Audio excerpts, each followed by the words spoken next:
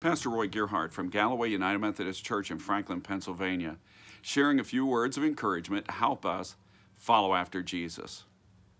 You know, as we look at the development of the nation of Israel and see how God works with his people, works through kings, works through prophets, you realize really quickly that there are huge pieces that God has moving on the game board of life. You know, that there are like mega actions that God is engaged with, so that from the beginning of time, God is leading to an end of time objective. And so there are all those, big movements going on that God has in store. So right away, whenever things go badly and there are these terrible, things that ensue, like when God brings judgment on a people and there are plagues, there's a drought here with Elijah.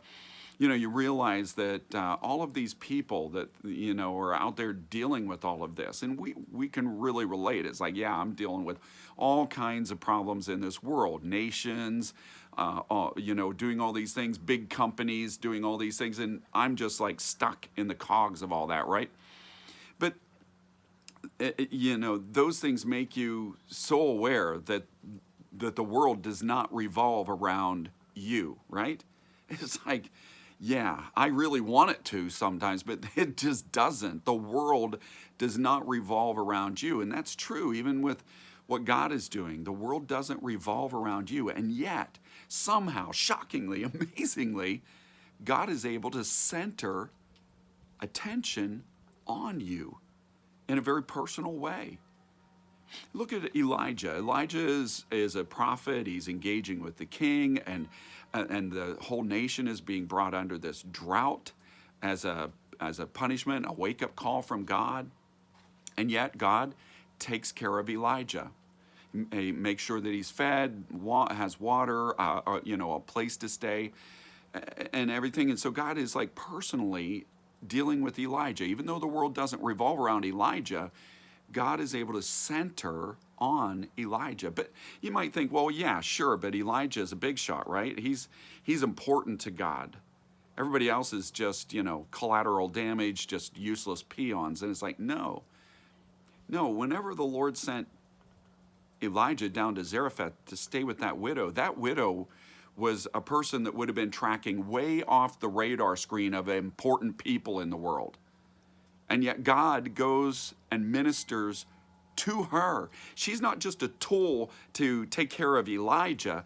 Elijah ends up taking care of her. This blessing of God makes certain that she and her son are fed throughout this drought and famine. And when her son suddenly died, she cried out and said, "Is this just God's judgment on me? Does God just hate me?" And it's like, no, not at all.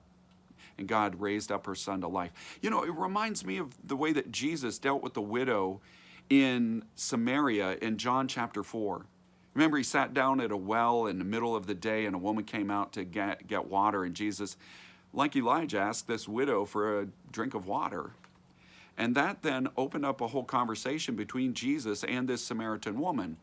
It was a bit terse at first, and then something incredible happened, that this woman had this awakening to the presence of Jesus as the Savior, God's Messiah, his promise of deliverance. And her whole life was blessed. This was a woman who started her conversation with Jesus saying, "Why are you, a Jew, talking to me, a Samaritan woman?" She was used to being dismissed, you see?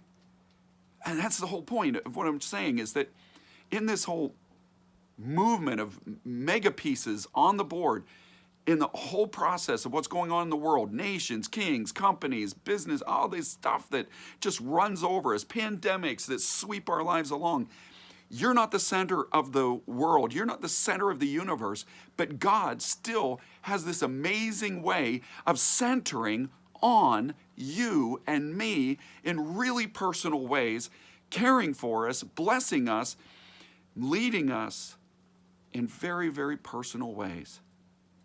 It's amazing, but that's God's amazing grace. Count on him to be there, to know you, and to care. May God bless you today, and as you share his good news, may God make you a blessing wherever he takes you.